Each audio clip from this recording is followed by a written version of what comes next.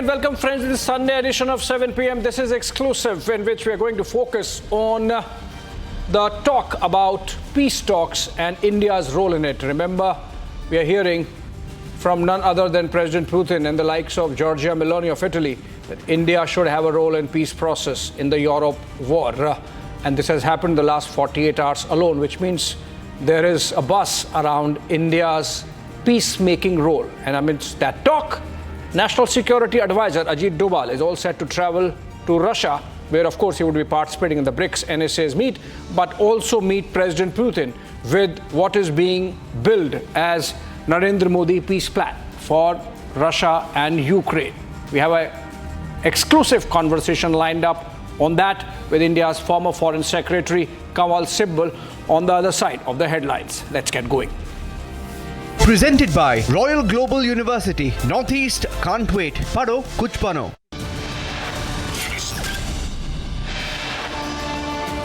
NSA Ajit Doval to visit Russia next week to present Russia-Ukraine peace plan. MP Jawar Sarkar quits politics, pens a strong worded letter to Mamata over RG car case handling and rampant corruption in the party.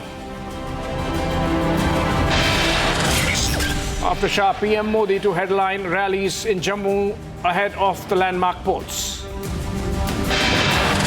Manipur Chief Minister N. Biren Singh meets Governor amid fresh incidents of violence. Ahead of US presidential elections, Kamala Harris invites D.K. Shiv Kumar, big scoop on Republic. Presented by Royal Global University, Northeast can't wait. Pado kuch bano.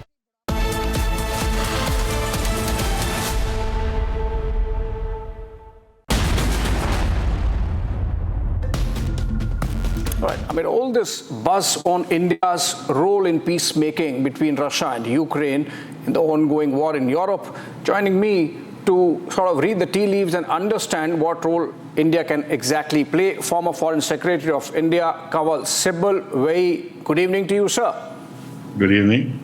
All right, so let me begin by asking, in the last 48 hours, we have seen President Putin of Russia and Giorgia Meloni, the Prime Minister of Italy, mention back-to-back that India, along with countries like China and Brazil, of course, can have some role in the peace process or peacemaking between Russia and Ukraine. Why do you think these leaders have mentioned India?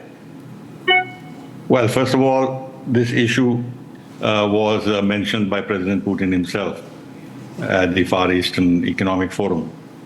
And he said that he's been in conversation with our Prime Minister that China, India and Brazil can play a role. They are trusted friends. He's been in contact with them. And this issue, which is very complex, has been a subject of conversations with them. Right. And then he went on to say that if these countries can bring Ukraine to the table to begin the negotiating process, he's open to it. But and this is important, but he said the starting point has to be the agreement that was initialed between the Russian delegation and the Ukrainian delegation in March 2022 at Istanbul. Right. That's the starting point, which means that he's rejecting once again that the way forward is not Zelensky's 10-point peace plan. And then Dmitry Peskov, the spokesman of the Kremlin, went on to add that President Putin and Prime Minister Modi have very friendly ties, and then if India can play a role, is fine. However, at the moment, he does not see any opening in terms of starting a peace process. Now, when Meloni says this at some forum, that India can play a role, the question to ask is, why doesn't Italy play a role? Why doesn't Giorgia Meloni herself play a role? After all, she went on to add at this forum that supporting Ukraine is in Italy's national interest and there will be no change in this position. They're trying to put the burden on India and other countries to find a solution, but on terms that the West wants. Yeah. So this will not fly. You think, is it because you mentioned that India is trusted in some ways? You think it's because of India's non-binary position? Like, we might have bought oil from Russia, but we have also provided humanitarian aid to Ukraine, unlike, say, a Turkey, which has supplied weapons to Ukraine. And in the case of West, of course, they are completely backing Ukraine and they see Russia as the evil. Is it because India is seen as non-partisan in this conflict that we could be trusted? Yes, only in the sense that if India wishes to play a role to promote peace, to which Russia is open, but Russia is open on its terms, then they would welcome India's role. See, don't forget that the Russians have a great tradition of diplomacy, and President Putin has been in power for 24 years. So he is extremely well versed in the nuances of international diplomacy. Now he wants to keep the global South on his side. He doesn't want to give the impression that he's not open to negotiations, or that he's blocking negotiations, or that he's intransigent. He's throwing the ball back in the court of the global South, as well as Ukraine and Zelensky, that I am ready to negotiate. Now, if ever he said I'm not ready to negotiate, then he'll lose a lot of diplomatic ground around the world. Yeah. So that's why he's saying that. And of course, he would want a negotiated solution. He's been saying that, but a negotiated solution based on the realities of the ground, which means that Russia is not going to give up the territories that have now become part of the Russian Federation, and will not budge from his position that Ukraine cannot join NATO. Now, this will not be acceptable to the West and to Ukraine unless there's a total collapse of Ukraine. Yeah. And in a situation where actually there is no US president functioning. Right. And it's a critical period of elections in the United States. If Biden was to make a peace move, serious peace move, it would imply that the current policy, which has been pursued for the last 2.5 years or whatever, has failed. And that the efforts to isolate Russia, to impose a strategic defeat on Russia, has not worked, and therefore you have to change track. Now, this will have very serious repercussions politically inside the United States, so he can't afford that. So between now and the US election and the election of the new president, one can't see America pursuing any serious peaceful role. And if America does not do that, the Europeans obviously won't be able to do that. Yeah. So Meloni is taking the easy way out.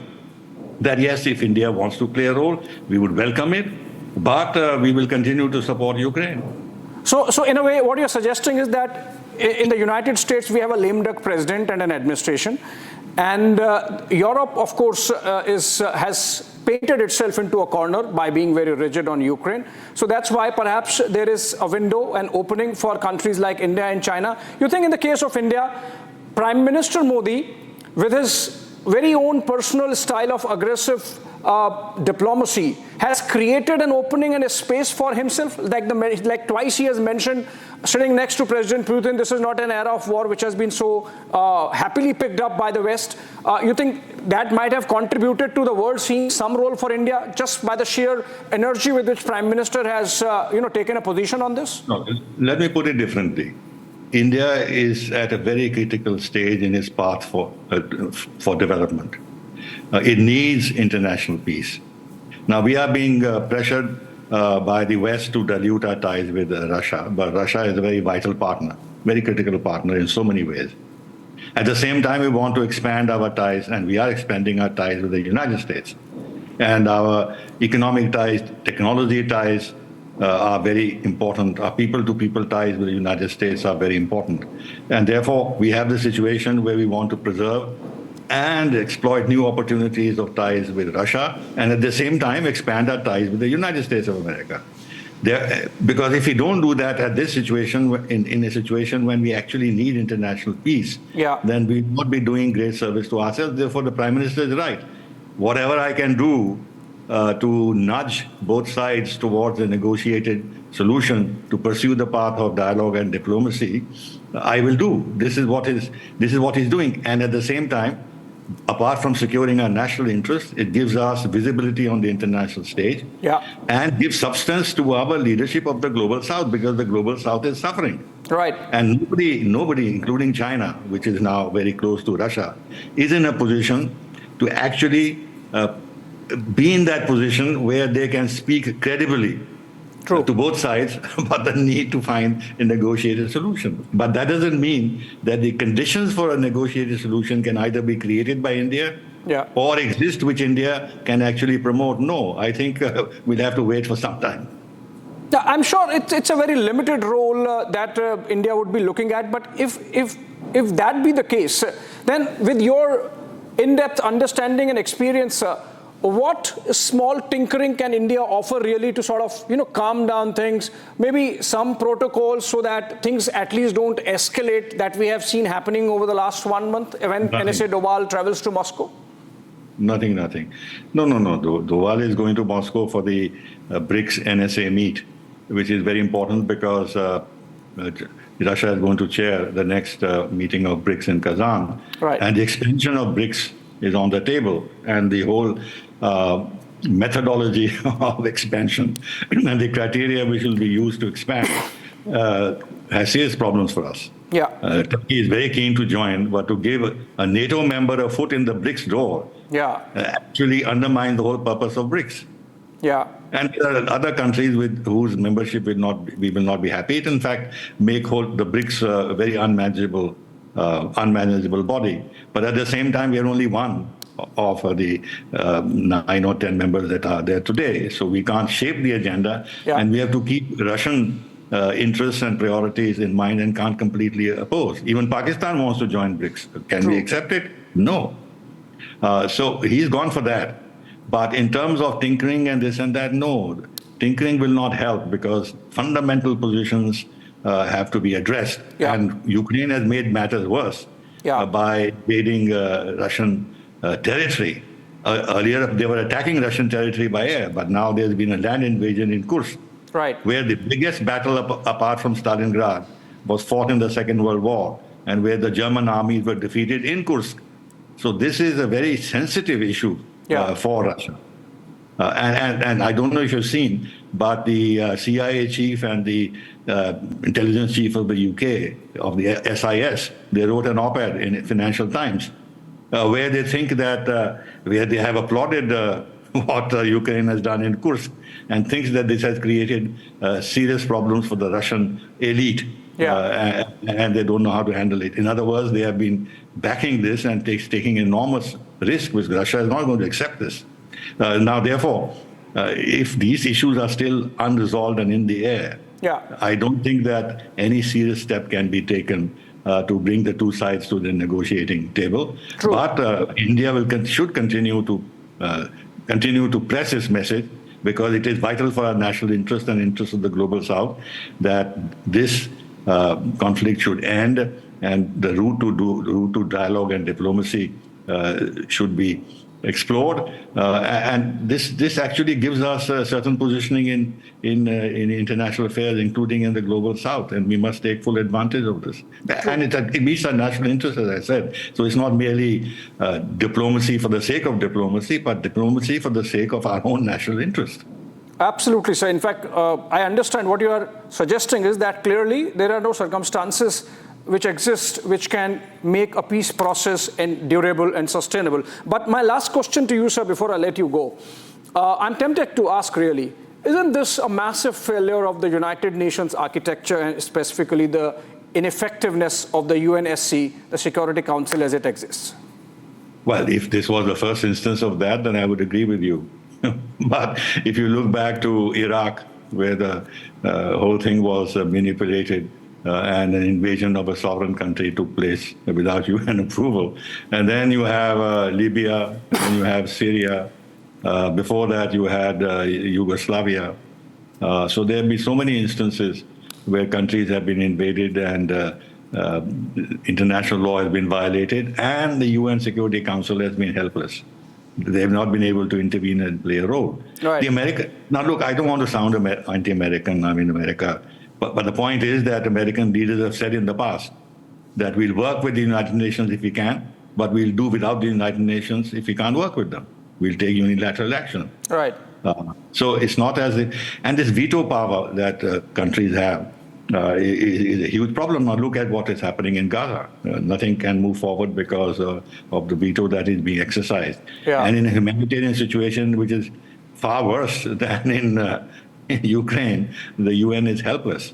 So I don't think we should characterize what's happening in Ukraine as something unique. Yeah. Actually, multilateralism has virtually collapsed. Yeah. And India and the global South would be deeply interested in reviving multilateralism because that's the only way to move towards multipolarity. Yeah. UN, of course, has failed, and the West would want to fight this war, last Ukrainian standing. Thank you so much with that perspective. Hopefully, better sense would prevail in the Europe war, and whatever role India can play. Secy Doval carrying a brief on behalf of Prime Minister for President Putin. Thanks for watching. Thank you. All right, moving on, but staying with foreign policy, Crown Prince of Abu Dhabi, Sheikh Khalid bin Mohammed bin Zayed Al Nahyan, has arrived in New Delhi. Union Minister Piyush Goyal received him just a while back at the Palam airport. And the Crown Prince is in India for the first time after having become Crown Prince. He's going to be here for 2 days, beginning tomorrow. He's going to hold wide-ranging talks and discussion with the Prime Minister Narendra Modi. In fact, Crown Prince of Abu Dhabi is leading a delegation, and there would be delegation-level talks. And this is on bilateral cooperation. Remember, UAE happens to be a very important trade partner of India, a strategic partner of India.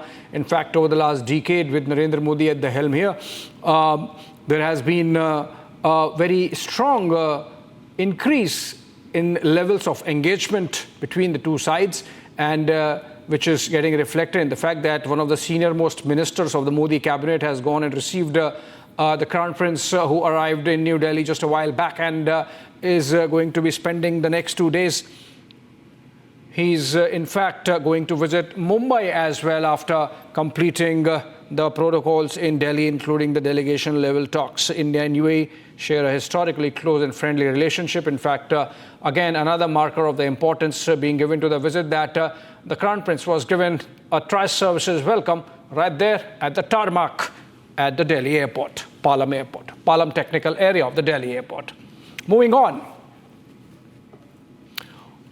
All right, moving on to a breaking news development coming in. Remember earlier we got to you the story of Jawahar Sarkar, a member of parliament of the Trinamool, resigning on the issue of justice for Abhaya. Now, Adhir Ranjan Chaudhary has welcomed this move, lauded Jawahar Sarkar for showing the spine that he has, and had come in support of the Trinamool MP and going against your party deserves praise, is what Adhir Ranjan has said. Let's listen in to Adhir Ranjan Chaudhary praising Jawahar Sarkar.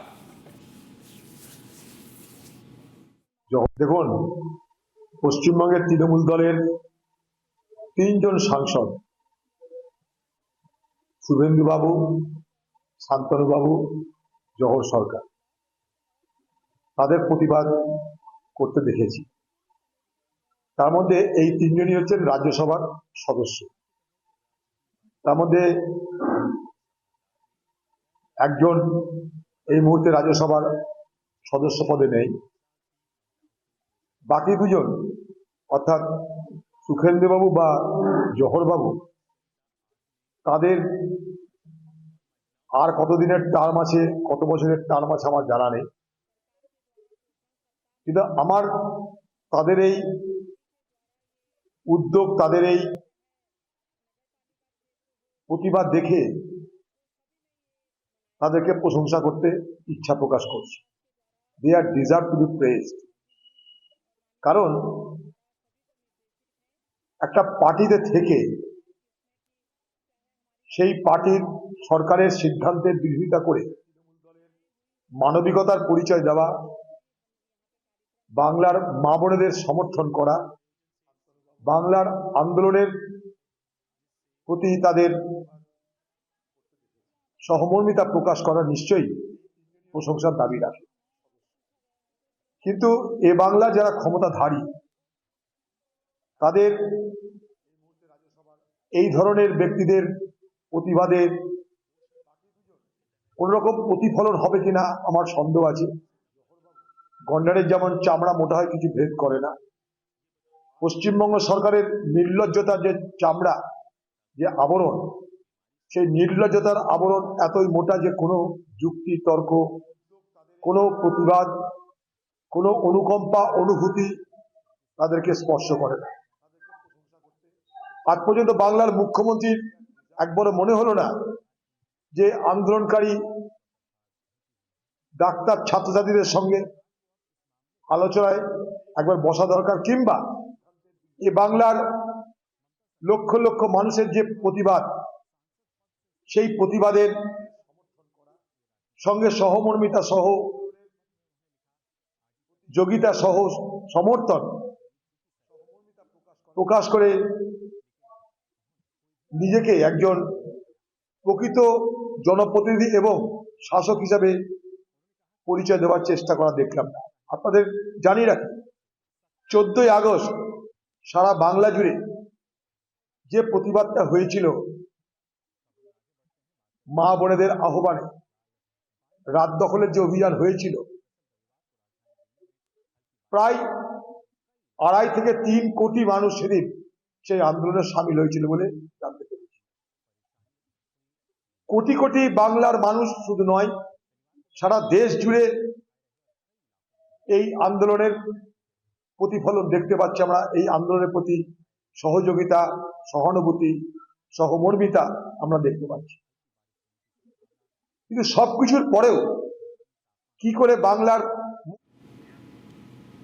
All right, effectively sidelined in his own party, Adhir Ranjan Chaudhary there, drawing some solace from the fact that at least some leaders in Trinamool Congress are getting a spine. And of course, the reason is that the kind of people's campaign that Justice for Abhaya has become, it becomes untenable if you don't speak for that junior doctor who was so brutally raped and killed. Joining me from our Kolkata newsroom, Kishalai Bhattacharya. And Kishalai, Adhir Ranjan Chaudhary essentially underscoring a sentiment which is so prevalent in Bengal today. In fact, Jawahar Sarkar becomes second MP after Security Roy of the Trinamool to be quitting. You think that Mamata is on a wobbly and slippery turf from here on, that there might be more Trinamool leaders who could come out and express their dissatisfaction at the manner in which the Mamata government has handled the entire saga, entire issue, entire crisis? Well, Abhishek, Mamata Banerjee is the chief minister, the health minister, the police minister at the same time. On the other hand, also the chairperson of the TMC. The way this whole case was handled and way the protesters were in a way crushed down every time they came on the roads, and the way the culprits were safeguarded allegedly by the administration. Now Mamata Banerjee is facing the brunt from the Trinamool Congress MPs and leaders as well. And not only Jawahar Sarkar or Security Roy, who came out openly against the party line and against the party leader Mamata Banerjee. We saw Abhishek Banerjee himself taking a stance in several social media posts where he was critical about the role of the state administration. So clearly, it is something that Mamata Banerjee might be fearing right now about a complete backfiring from within the party. In fact, from very senior leaders like Jawahar Sarkar, Security Roy, of course, and from Abhishek Banerjee as well. He was completely taking a different stance in social media posts when he was talking about this whole incident. On the other hand, I'll update you that today itself there has been several rallies across the state. Rallies included those from the Tollywood industry, rallies included from all the schools and colleges in West Bengal, rallies included doctors who came down on the road again every time they're doing. And again today night there is a program of Raat Dakhol, or all the protesters will be covering the whole night, will be burning candles and diyas across the night to tonight, and that is going to happen again. So protests are continuously happening across the state. On the other hand, TMC leaders, MPs and senior ones very close to Mamata Banerjee are also not supporting her this time. So this is the latest update from Bengal. Obviously, ground slipping from beneath Mamata Banerjee. Remember, friends, Jawahar Sarkar is not even a grassroots leader. He is a Rajya Sabha MP. He was a Rajya Sabha MP. He's saying he's going to, he's putting in his papers. He has already intimated the party. He would soon also be informing the Rajya Sabha chairman about his decision to quit the party on the issue of justice for Abhaya, and possibly grassroots leaders of Trinamool would also see the writing on the wall, and perhaps that would be the beginning of sense getting drilled in the Mamata government, that it has to change its position, it has to give up its rigidity and join the people in addressing their concerns about women's safety in Bengal and, of course, justice for Abhaya.